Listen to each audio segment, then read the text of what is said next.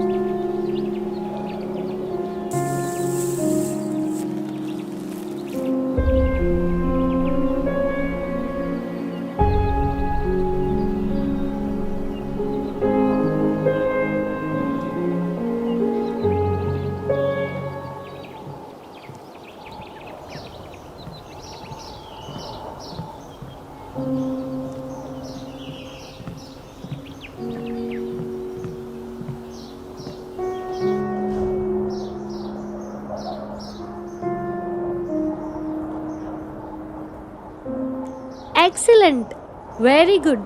કામ તો બહુ સરસ કર્યું તે. તમે કોણ અને કયું કામ? કચરાને પોતાની જગ્યાએ પહોંચાડવાનું કામ. બાય ધ વે, હું એની. ઓ થેન્ક્સ, પણ આ તો નોર્મલ જ કામ હતું. નોર્મલ?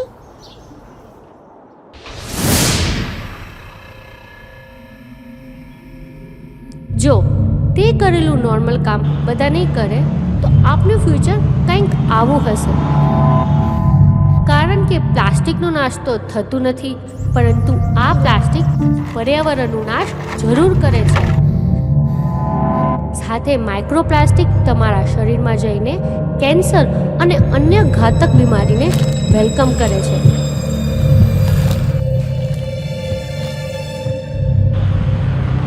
તો તે કરેલા કામને નોર્મલ ના સમજીશ.